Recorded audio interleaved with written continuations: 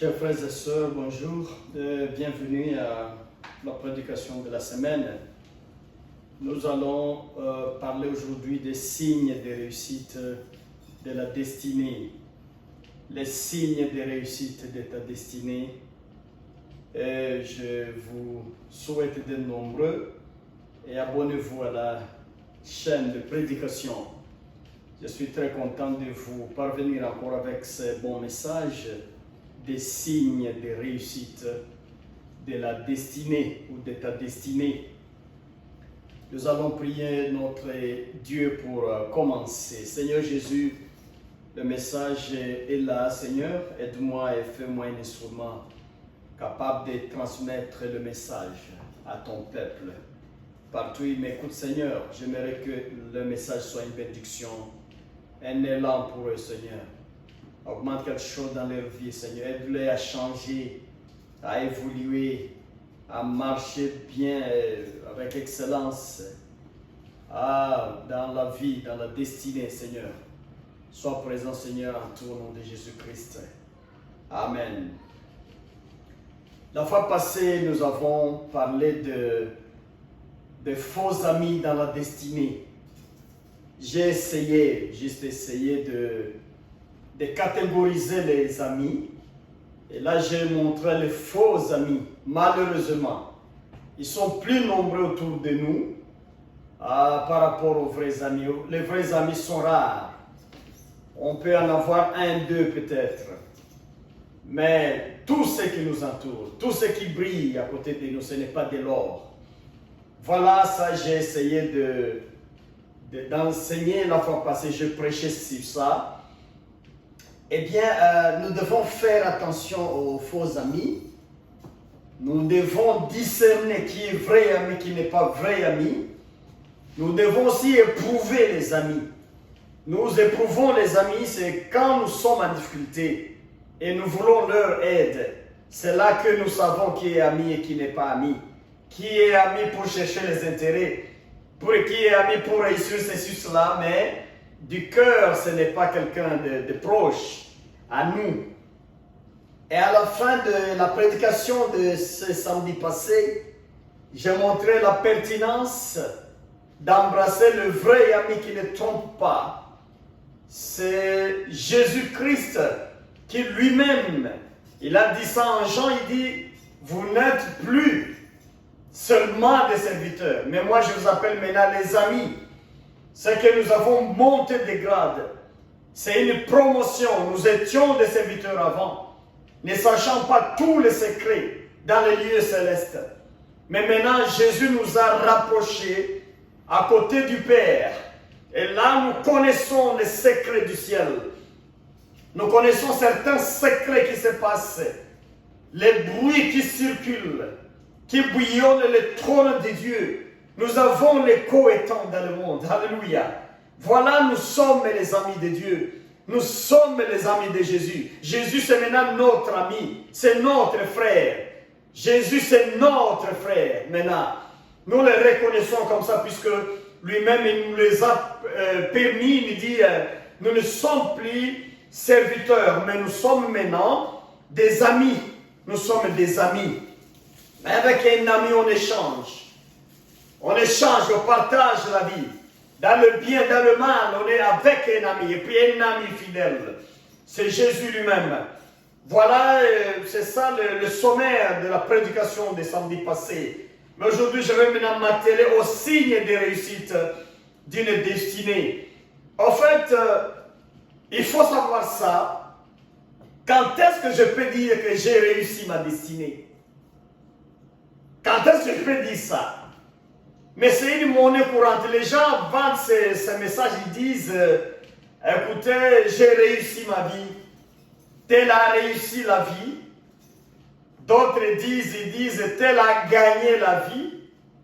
Les gains de vie, la réussite de la vie, ce sont toujours des terminologies, des expressions des gens. Partout dans le monde, les gens disent ça. Tel a réussi la vie. Tel a réussi la vie. Mais moi, je voulais entrer profondément, pas seulement réussir la vie comme telle, mais réussir la destinée. Réussir la destinée. Je pense que la destinée est au-delà de ce qu'on voit dans la vie. Puisque la destinée, je vois ça comme une mission de Dieu. La prédestinée de Dieu pour moi. On peut faire sa vie de sa manière. On peut lutter. On peut bricoler. On peut arranger les choses et réussir les choses. Sans réussir la destinée telle que le plan de Dieu. Les signes de réussite dont il est question dans ma prédication tout de suite, c'est la réussite selon le plan de Dieu. Les signes de la réussite de ta destinée. Bien-aimés, j'ai trouvé que les gens aujourd'hui, partout dans le monde, ils sont presque derrière la théologie de la prospérité ou l'évangile de la prospérité.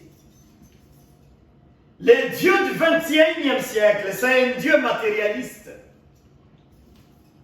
Tout le monde est derrière l'argent. Pas pour gagner la vie seulement, mais pour devenir fort, devenir puissant. Les concepts de chef que j'ai cités la fois antérieure, que Dieu nous a prédestinés à devenir des chefs ou des têtes. Pendant notre siècle, les gens ont interprété ça comme étant avoir des milliards et des milliards dans les banques. Ah, voilà. C'est ça, réussir la vie.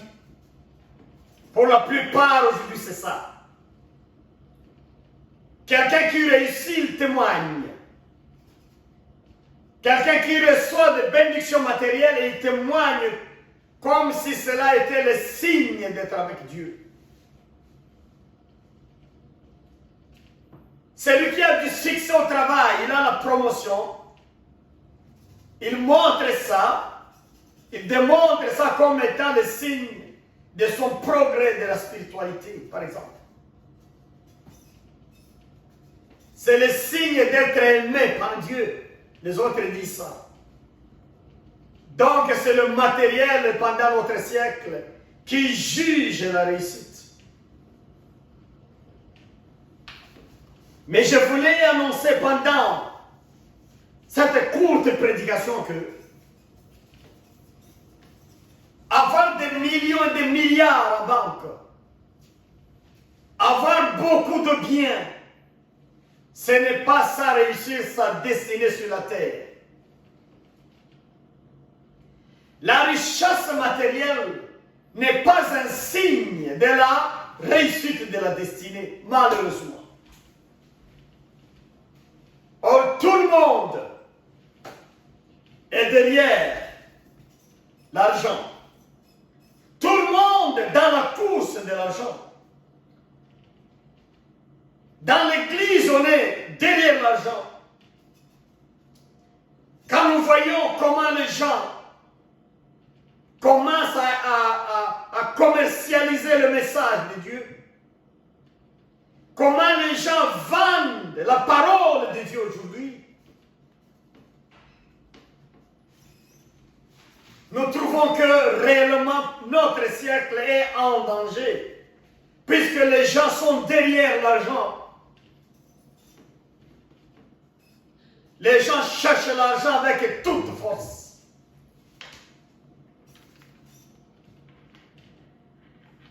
Ils engagent tous les moyens possibles pour gagner de l'argent. Toutes les voies sont autorisées pour avoir de l'argent. Et tous les coups sont permis pour avoir l'argent. Voilà ce qui fait notre siècle. Un siècle de matérialistes. Chacun veut être au sommet, veut être au top, veut être parmi la liste des richards, des riches de ce monde. Notre siècle est caractérisé par le manque de satisfaction intérieure. On est toujours en train de courir derrière. Derrière quoi? Derrière l'argent. Ça, c'est un problème. Mais la question est toujours là. Est-ce qu'avoir l'argent, c'est ça réussir la destinée? Je vais dire non. La destinée ne se réussit pas par l'argent. L'argent peut faire partie de la destinée. Mais l'argent, ce n'est pas la réussite de la destinée.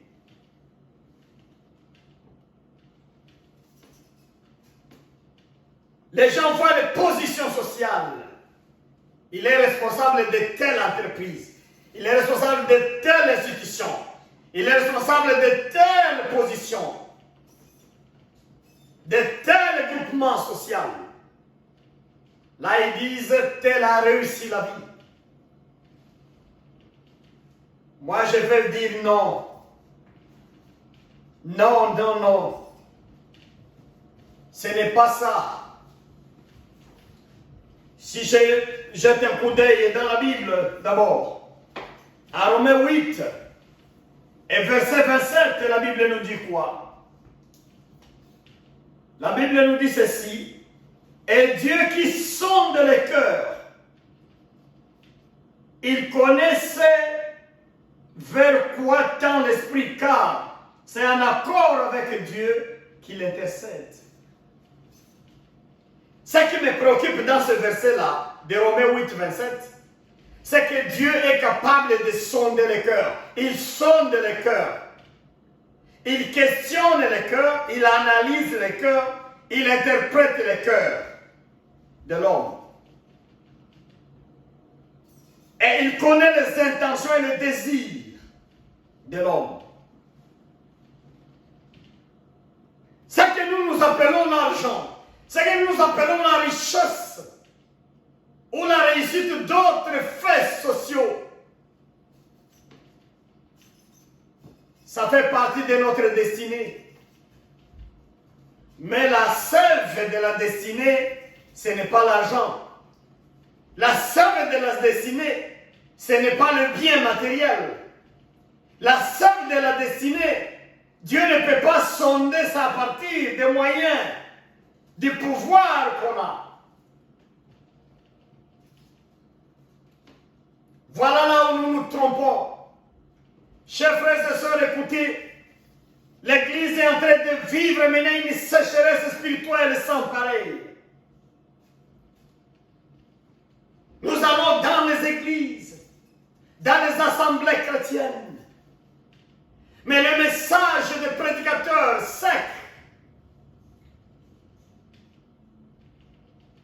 des fois les cantiques secs chez les choristes, des fois les prières sèches. Tout simplement les gens, ils ont des pèses, ils ont des thermomètres. C'est plus pratique encore, plus clair. Quand il a réussi à l'école, c'est que Dieu est puissant, Dieu est capable, Dieu a bien fait. Quand il a eu du profit là où il fait ce business, là il doit glorifier Dieu et montrer ça à tout le monde qu'il est aimé par Dieu. Mais quand ça ne va pas, il n'a pas le temps même d'aller prier. Il n'a pas le temps de témoigner. Il n'a pas le temps de glorifier le Dieu le plus haut. Jéhovah, l'Éternel des armées. Et nous trouvons des gens comme ça.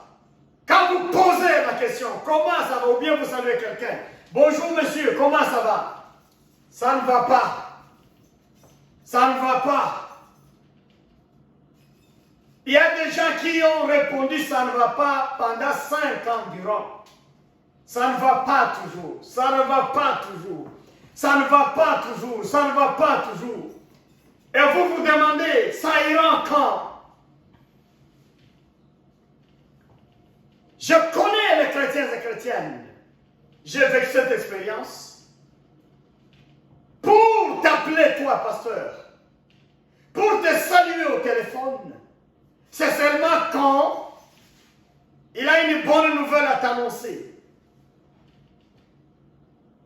Maintenant, j'ai réussi ceci. Là, tu peux le voir.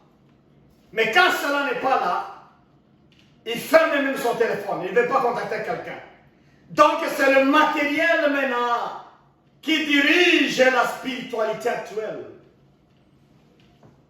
Comme si celui qui n'a pas de matériel, il n'a pas prié Dieu, il n'a pas. D'un côté, c'est comme ça. De l'autre côté, ceux qui ont reçu un matériel, ils se moquent de Dieu aussi. Ils se moquent de l'Église et de ses serviteurs. Mais écoutez le message. La réussite de la destinée n'est pas dans l'argent, n'est pas dans la réussite des postes, dans les promotions, n'est pas dans tout ça. Je vous invite encore à un autre texte. Apocalypse 3, 14, je vais aller jusqu'à 19. La Bible nous dit ceci. À l'ange de l'église de Laodicée, écrit, voici ce que dit celui qui s'appelle Amen. Les témoins dignes de foi et véridique. Celui qui a présidé à toute la création de Dieu. Je connais ta conduite et je sais que tu n'es ni froid ni bouillant. Ni bouillant, je vais dire. Ah, si seulement tu étais froid ou bouillant. Mais puisque tu es tiède, puisque tu n'es ni froid ni bouillant, je vais te vomir de ma bouche. Tu dis, je suis riche. J'ai amassé des trésors. Je n'ai besoin de rien. Et tu ne te rends pas compte que tu es misérable et pitoyable. Que tu es pauvre, aveugle et nu. C'est pourquoi je te donne un conseil. Achète chez moi de l'or purifié au feu pour devenir réellement riche.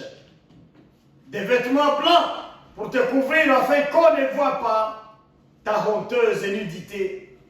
Et un colure pour soigner tes yeux afin que tu puisses voir clair.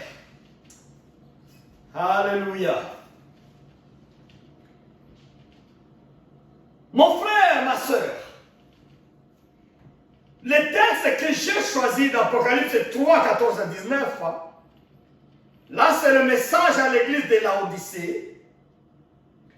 C'est un message qui répond bien aux signes de réussite de la destinée.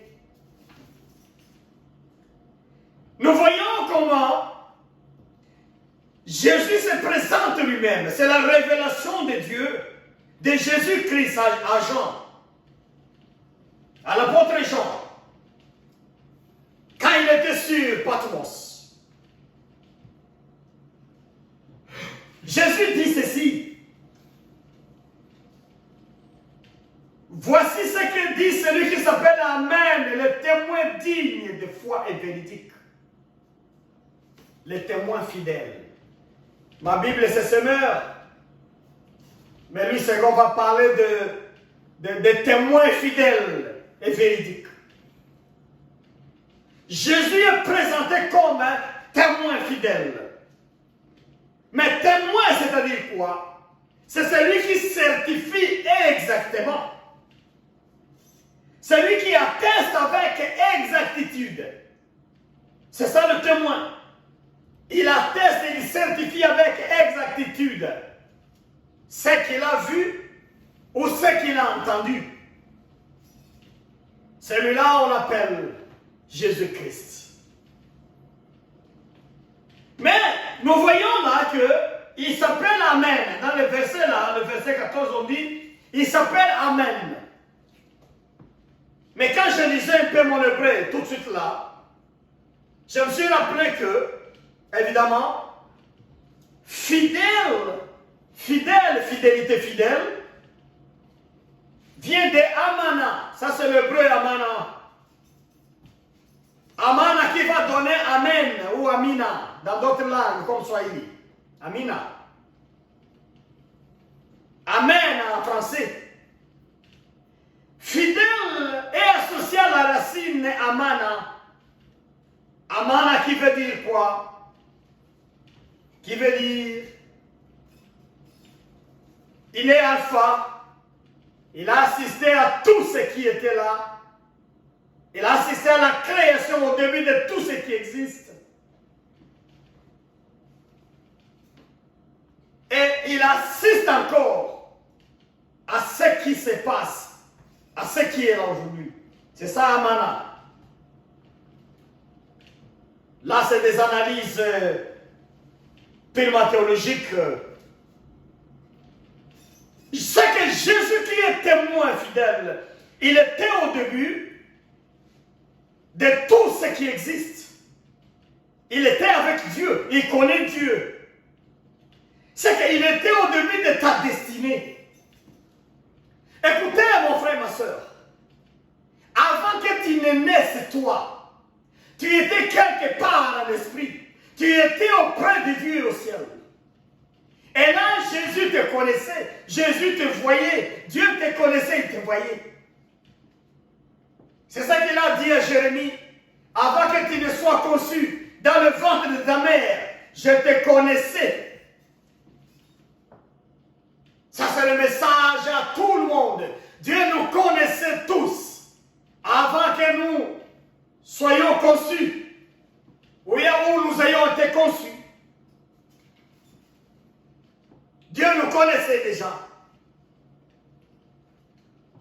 C'est pourquoi il est témoin fidèle. Alléluia. C'est que lui nous connaît depuis l'origine. Depuis l'origine. Même ceux qui sont au ciel encore, les esprits qui sont là, qui vont naître dans le monde comme des enfants. Jésus connaît, il est avec ces esprits-là.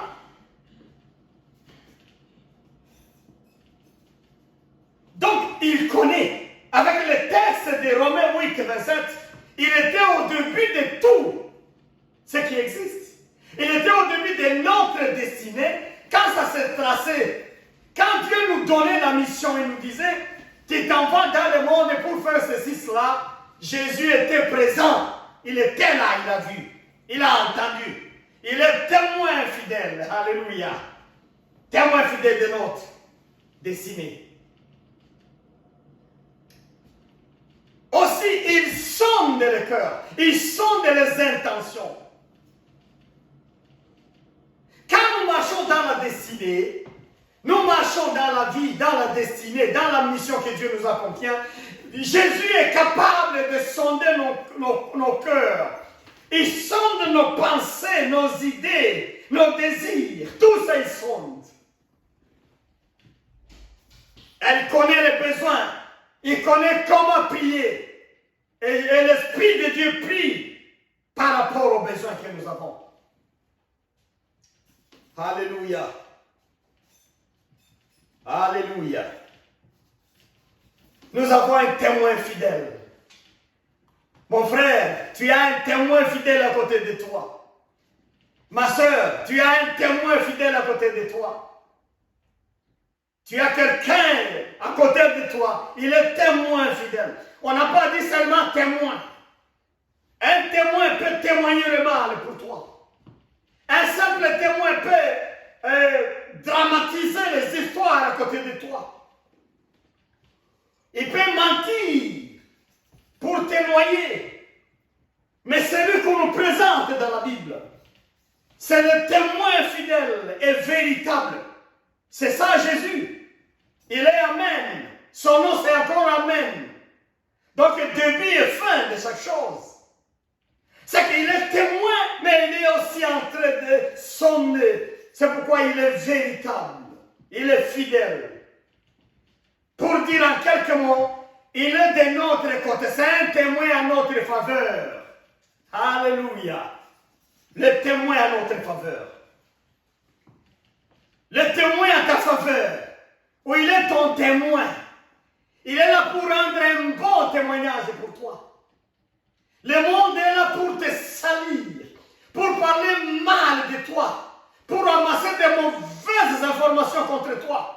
Mais Jésus est là pour te témoigner, devant Dieu que tu es enfant de Dieu et que tu es aussi ami à lui. Jésus l'ami fidèle, Jésus le témoin fidèle. Il connaît comment tu marches dans la destinée.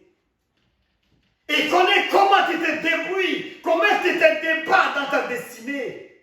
Il connaît. Il est l'unique témoin fidèle. Mais la fois passée, je prêchais concernant les faux amis. Nous rencontrons des amis dans la destinée, mais aucun ami ne peut être avec toi au début de la destinée, jusqu'à la fin de la destinée. Aucun ami ne peut être présent avec toi. Mais il y a l'ami fidèle et véridique. Lui, il a assisté au début de la destinée ou de la mission. Et il sera là à la fin, à l'achèvement même de la mission sur la terre. Il sera avec toi. Et la suite encore, c'est toujours avec lui. Ah, alléluia. Nous avons raison de nous glorifier dans le Seigneur. Nous avons raison de nous glorifier parce que nous avons un témoin fidèle et véridique à côté de nous. Un témoin qui voit tout. Un témoin qui contrôle tout. Un témoin qu'on ne peut pas corrompre. Un témoin qu'on ne peut pas dévier. Un témoin qu'on ne peut pas mentir. Un témoin qu'on ne peut pas influencer. Ah! Le témoin fidèle de ta vie, de ta destinée, c'est un témoin de la vie. C'est un témoin de toute ta vie. C'est un témoin à la naissance. Un témoin à ta croissance. Un témoin à ton âge adulte, un témoin à ta vieillesse, un témoin à ta mort, un témoin à ta vie éternelle, gloire à Dieu. Un témoin de toute la vie. C'est pourquoi la Bible dit, il est témoin fidèle et témoin véridique. Alléluia. C'est malheureux que nous avons cherché des fois le témoignage parmi les hommes. Nous pouvons questionner les hommes nous concernant. Nous pouvons questionner la société concernant nous-mêmes. Nous pouvons questionner, mais les gens donnent des témoignages limités. Les gens ne connaissent pas tout. Les gens trompent. Les gens viennent dire ce qu'ils ne connaissent pas. Des fois, les gens nous habillent de gloire que nous ne méritons pas même. Les gens exagèrent. Ah, mais alléluia, il y a un témoin fidèle qui dit vrai. Ah, c'est qui? C'est Jésus-Christ. C'est celui qui est présent chez les Laodicées. Le témoin fidèle et véridique. Qu'on ne peut pas corrompre. On ne peut pas donner l'argent pour changer sa position. Il sonde le cœur. Il connaît comment tu marches dans ta destinée. Il connaît tous tes problèmes. Il connaît tous tes cris. Toutes tes pleurs, toutes tes souffrances, il connaît. Alléluia. Le témoin fidèle. Témoin fidèle. Gloire à Dieu. Mais écoutez maintenant. Pourquoi le témoin fidèle se place là au début? Il se présente, il s'introduit devant l'église de Laodicée. Eh bien, puisque il connaît la conduite de Laodicée, les Laodicées n'étaient ni froids, ni bouillants, ni chauds. Ils étaient tièdes. Comme lui sonde le cœur, il a vu le comportement de Laodicée, ou de Laodicéens. Il a trouvé que ces gens avaient l'apparence trompeuse. Quand tu cherchais les gens spirituels, tu pouvais estimer qu'ils font partie. Mais quand tu cherchais aussi les gens charnels, tu pouvais en trouver chez eux. Ils faisaient partie de ça. Ils jouaient sur les deux pieds à la fois. Les Laodicéens jouaient à gauche et à droite à la fois. Ils jouaient le devant et le derrière à la fois. Ils menaient les deux jeux à la fois. Les Laodicéens. Ah là là là là, Laodicéens. Ces gens, je peux dire, qu'ils étaient des hypocrites. Double face. Une face de chaudière, c'est ça? Une autre face. Ah. Froideur. Maintenant, le chaud et le froid, ça donne quoi? La tiédeur. Quand une eau n'est pas ni froide ni chaude, c'est que l'eau est tiède. Ça, c'est la physique. Ils étaient tièdes. Ils étaient tièdes. Je vais comparer les Laodicéens aux chrétiens et chrétiennes du XXIe siècle. Apparemment, vous le voyez, dans le langage, peut-être dans l'habillement, peut-être dans les dits, dans les déclarations, ils ressemblent appartenir à Dieu. Mais quand vous les regardez de près, ce qu'ils sont naturellement, vous trouvez qu'ils ne connaissent pas Dieu, qu'ils parlent. Les dieux qu'ils annoncent, ils ne connaissent pas. Ils ne connaissent pas. Le Dieu de leur bouche, ce n'est pas le Dieu de leur cœur. Ils adorent par la bouche, mais leur cœur, c'est loin, loin de Dieu. Et tout ça à cause de quoi? Ils cherchent le matériel, ils cherchent la richesse, ils cherchent la réussite de leur vie. Eh bien, écoutez, ma soeur, on ne peut pas aider Dieu dans la destinée. Je ne sais pas quel exemple prendre, puisque il y a des gens qui sont en Afrique qui ne connaissent pas le Canada où je suis. Je ne sais pas prendre un exemple par exemple, du Congo, là où certaines personnes ne connaissent pas. Je prends seulement un exemple par hasard. J'ai à faire 3 kilomètres devant moi à pied. Maintenant, je vais aider Dieu qui a prévu d'y passer, de faire les 3 kilomètres dans 20 minutes. Je vais aider Dieu pour faire ça dans une seconde.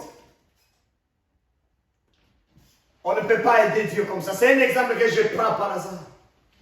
On ne peut pas aider Dieu comme ça. Dans la destinée, personne ne peut aider Dieu. C'est différent des avions que nous prenons pour faciliter le voyage. Ça, c'est autre chose. C'est différent des véhicules que nous prenons. C'est différent des motos, des vélos que nous utilisons. C'est différent de l'argent que nous pouvons donner des fois pour nous faciliter.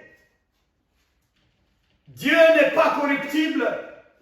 Dieu ne peut pas changer ce qu'il a prévu comme ça.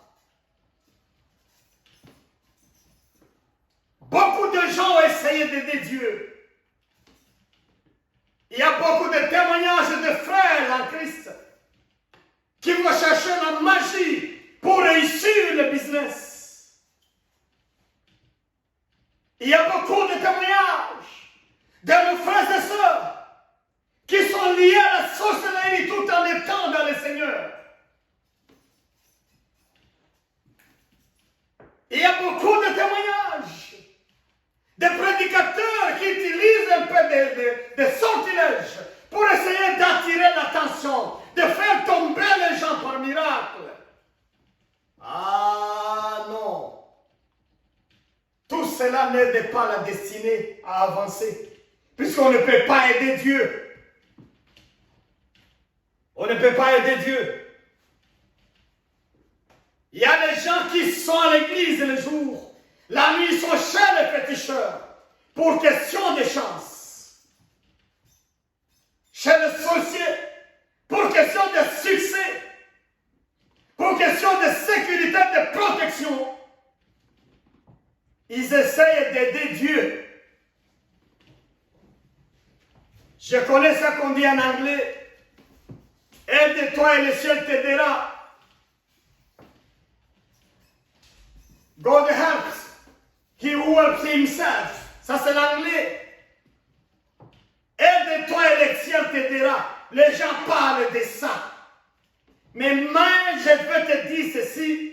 Dans le cadre de la destinée, tu ne peux pas aider Dieu. Jamais. Dieu, ce n'est pas le genre à être aidé par un homme pour la destinée.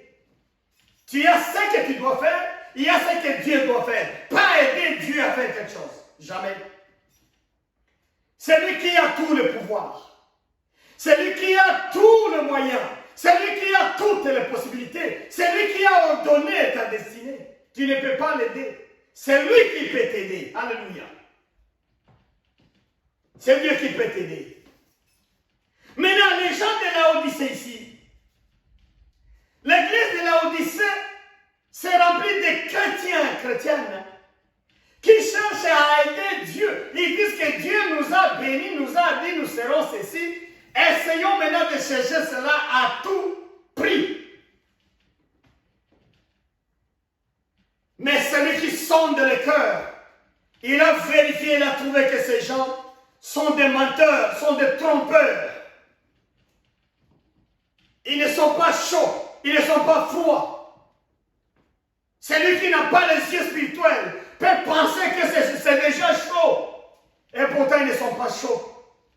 Ils sont plutôt tièdes. Écoutez ma sœur, mon frère, tu ne peux pas aider Dieu à faire les choses. Je donne un seul exemple. Je connais une fille qui a passé le temps de mariage. J'ai dit, peut-être que j'ai mal exprimé ça, mais j'ai dit, il a tardé de trouver un mari, c'est ça, voilà, c'est ça le bien dire. Et elle était inquiétée, elle était critiquée. Les gens parlaient d'elle dans le quartier, dans le village. Et les conseillers venaient et disaient à la fille, écoute, tu dois chercher à tendre un piège à un homme ou à un garçon pour que tu te retrouves maintenant dans sa main ou dans ses mains. Voilà la façon qui te reste d'être marié, ou disons de te marier. Sinon, si tu restes comme ça, c'est chaotique, c'est catastrophique. Et la fille a pris la démarche comme ça. La fille faisait des pièges aux hommes. Elle a changé la façon, la structure physique de sa vie, disons de son corps. Évidemment, elle est tombée dans la main d'un homme. L'homme l'a pris pour lui passer quelques 9 mois. Ça n'a pas allé. L'homme l'a abandonné, la femme est revenue encore chez elle pour continuer la même vie là. La même vie là. Mais quelque temps après, le plan de Dieu maintenant s'est réalisé. Un homme est venu de loin, qui avait tout le projet avec la fille, la femme, qui se présentait. Et l'homme a expliqué tout ce qu'il a vécu, tout ce qu'il attendait. Comment Dieu le parlait, que Dieu le parlait qu'il y avait une fille quelque part qui était préparée pour elle. Et qui devait attendre le temps opportun pour ça. Tu peux t'imaginer la suite. La femme a été mariée à l'autre là. Malheureusement, ou heureusement peut-être, déjà avec un enfant ailleurs d'un homme qui l'a fui. Donc dans une année, la fille voulait aider Dieu, mais Dieu a vaincu. L'effort de l'homme, c'est inutile devant Dieu. Ça nous rend tiède, ça nous rend froid spirituellement. Sarah a voulu aider Dieu chez Abraham. Sarah, la femme d'Abraham, a voulu aider Dieu. Dieu a programmé, Dieu a dit. Mais Dieu ne réussit pas à faire. Écoutez, Abraham, tu peux prendre une servante. Mais un temps après avoir été avec la servante, après avoir eu Ismaël, Dieu arrive et dit, non, écoute, moi je viens réaliser ce que j'ai promis. Oh, Seigneur. Cela nous montre que l'homme a tendance toujours à aider Dieu. À aider Dieu à réaliser le dessein, à réaliser la destinée. Ouvre les oreilles et les yeux, mon frère. Personne ne peut aider Dieu à réaliser la destinée. Toi-même qui vas travailler, Dieu aussi a déjà prévu tout. Avance dans ta destinée. N'engage pas le péché, n'engage pas le mal, n'engage pas la sorcellerie, n'engage pas la magie, n'engage pas. Dieu est fidèle, il est témoin fidèle. Il va réaliser tout ce qu'il a prévu pour toi. Ta destinée, c'est une réussite. Les pensées, les idées de Dieu pour toi, c'est la réussite. Ne sois pas déçu. Ne sois pas découragé. N'allez pas chercher le péché. Voilà le Laodicéens. Ils ont cherché le péché pour essayer d'aider Dieu. Ils sont tombés dans le piège de tiédeur spirituelle. Ils ne sont pas chauds, ils ne sont pas froids, ils sont tièdes. Mais les tiédeurs, la Bible dit, je vais les vomir de ma bouche. Je vais les enlever, les chasser moi.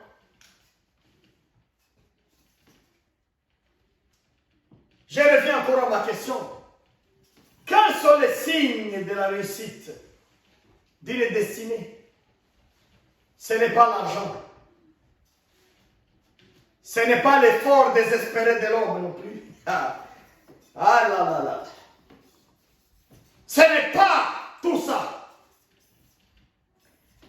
Les signes de la réussite de ta destinée, écoutez, je te donne juste quelques.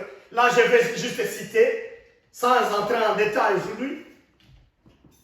D'abord, c'est être à la place qu'il faut. Donc, à la bonne place. Quelqu'un réussit sa destinée lorsqu'il est à la place que Dieu a prévue.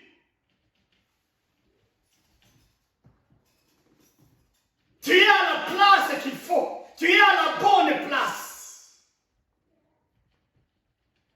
Ça, c'est la première réussite.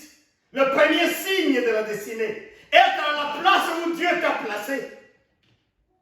Être en lieu et en place où Dieu a prévu pour toi. J'ai déjà prêché sur ça, mais je vais encore revenir. Comment savoir qu'on est dans la bonne place? Ça peut être dans le couple, ça peut être au travail, ça peut être avec l'espérance qu'on sent encore en soi, devant Dieu qui doit réaliser des choses. C'est ça être en bonne place. Mais ça, je vais encore prêcher davantage. Être bien vêtu spirituellement. Celui qui n'est pas froid, celui qui n'est pas chaud, il est tiède. C'est une mauvaise, très mauvaise position spirituelle. En matière de divinité, qui est Dieu d'ailleurs, spiritualité divine, il n'y a pas de 99%. Il y a 100%, il y a 0. Tiède ici, c'est 50%. C'est que c'est moitié chaud, moitié froid.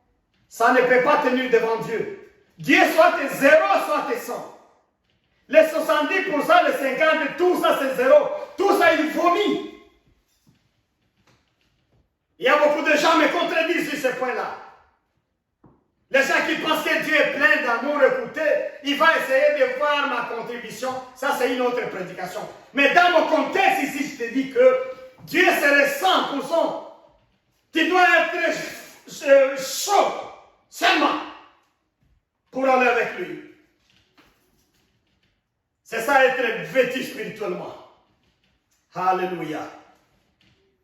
Celui qui se croyait très riche à l'Odyssée, Dieu le trouve comme étant pauvre.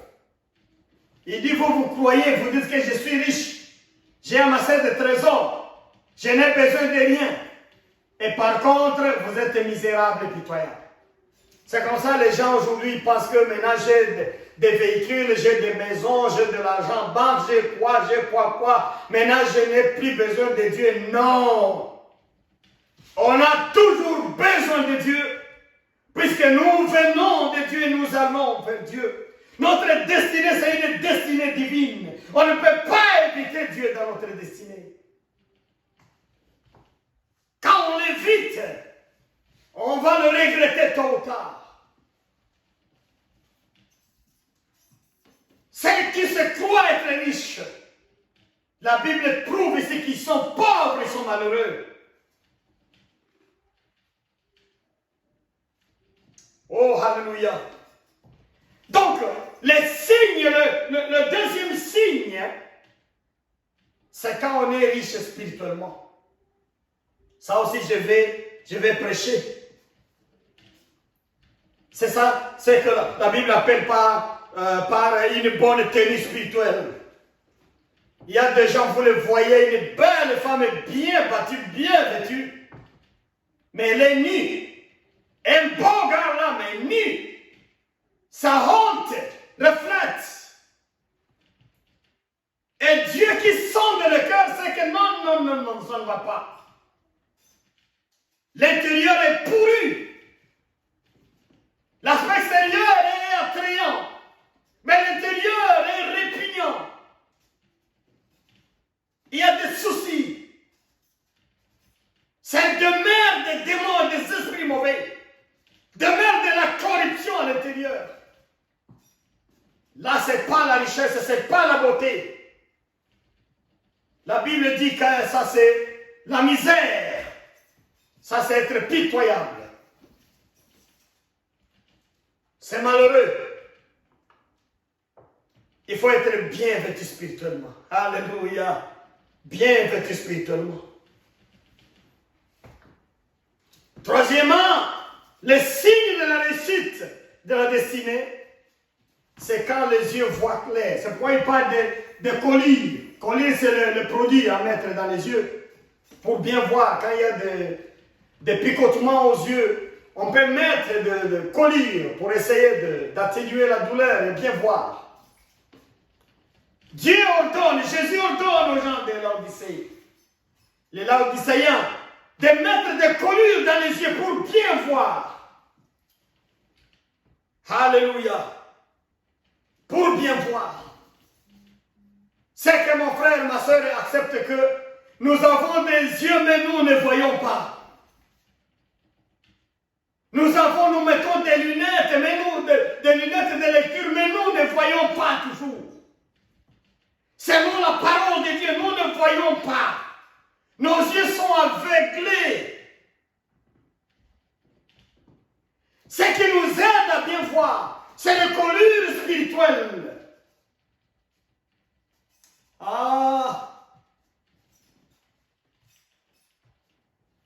Collier spirituel. Il parle aussi de l'or pur et de collier. Collier. Un collier pour soigner les yeux, pour bien voir. Moi je vais te dire ceci, mon frère, ma soeur. Si tu es faible spirituellement, retiens que tu es aussi aveugle. Tu es aveugle. Celui qui voit spirituellement, c'est quelqu'un qui a toujours l'espérance.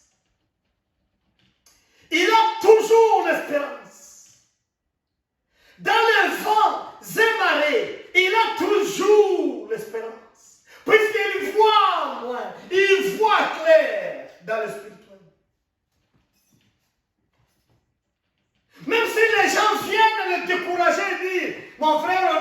si on est découragé, c'est la fin. Cette fois-ci, on ne sait pas si tu vas t'en sortir. Mais lui-même voit, il sait, je vois loin. Je vois le Seigneur. Je vois Dieu. Je vois ma destinée. Je vois les anges du ciel.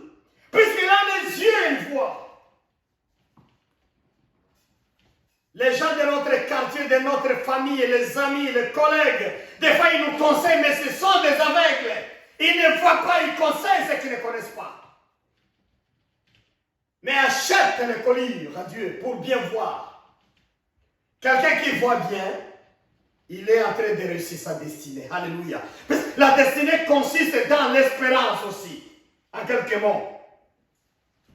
Et le dernier signe de la réussite, aujourd'hui je viens de citer 4 signes de réussite de la destinée. Le dernier ici c'est quoi? C'est l'impact sociétal. L'impact sociétal.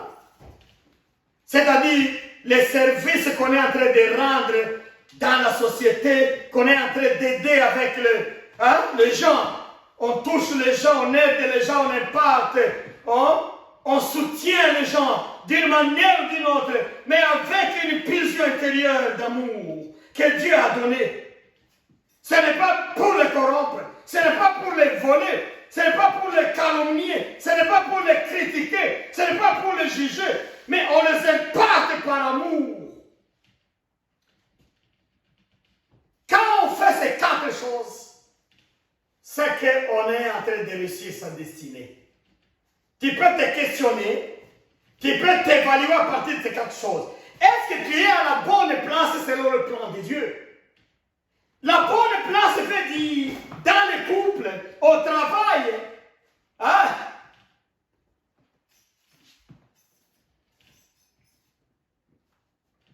Ta vocation. 2. Est-ce que tu es vêtu bien spirituellement? Deuxième signal, c'est ça, deuxième signe. Ce n'est pas des tenues telles que ce que nous portons aujourd'hui. Des tenues de valeur. Des chaînettes d'or. Des bagues de diamants. C'est différent de ça. Lui nous parle de l'or pur. L'or purifié au feu.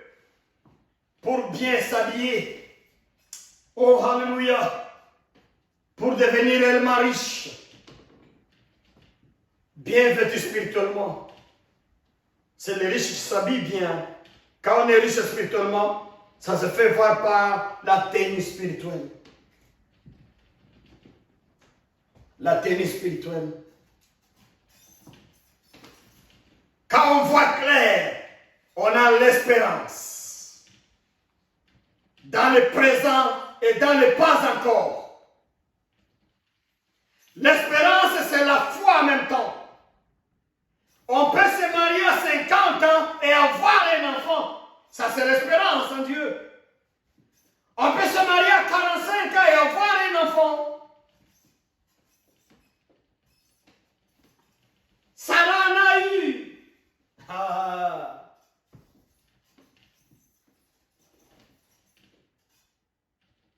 De mes yeux, j'ai vu une femme à 53 ans qui a donné naissance à un triplé.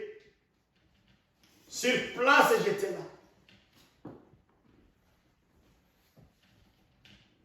Rien n'est impossible à notre Dieu. Rien n'est impossible à notre Dieu. Rien n'est impossible. Rien n'est impossible.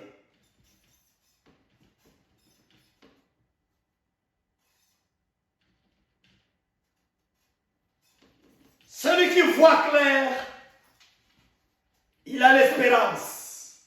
Dans le présent et dans le pas encore. Gloire à Dieu. Et maintenant l'impact social. Voilà les 4 signes que je donne aujourd'hui pour la réussite de la destinée. Prochainement, Dieu aidant, je peux expliquer ces 4 signes profondément. L'impact sociétal, l'impact que vous faites là où vous êtes. L'impact devant ta femme, l'impact devant ton mari, l'impact devant tes enfants, devant l'avenir, devant le quartier, devant les collègues, l'impact devant les pauvres, les nécessiteux, l'impact devant les gens qui veulent croire à Jésus, l'impact. Voilà la mission. À partir d'aujourd'hui, efface la vision telle que c'est l'argent, la richesse qui montre qu'on est en train de réussir la destinée. C'est des choses périssables. L'histoire des choses change en un clin d'œil. Mais les valeurs ici que je prêche, c'est des valeurs éternelles. Alléluia. Que Dieu vous aide, mes frères et sœurs. Que Dieu nous aide tous. Nous allons continuer à évaluer les signes de réussite de la destinée. Voilà le message que j'avais aujourd'hui. Regarde, tu peux déjà te questionner, est-ce que je suis en train de réussir ma destinée? Ou bien je suis à gauche? J'ai de loin laissé ma destinée. À partir de ce signe, tu vas te retrouver. Que Dieu vous bénisse. Père éternel, aide-nous à être droitement à la place où tu veux que nous soyons. Que nous puissions nous habiller spirituellement comme il faut. Que nous puissions bien voir spirituellement. Que nous puissions avoir aussi un impact dans ce monde. Là où nous sommes. Je sais que l'ensemble de la destinée, c'est dans ces signes. Merci Père éternel. Les exploits que tu nous promets, c'est à partir de ces signes, Seigneur. Merci Père éternel. Bénis ton peuple partout, ils sont, ils m'écoutent. Aide-les à se retrouver. Aide-les à se rechercher. Aide-les à entrer dans la destinée ou à rentrer dans la destinée.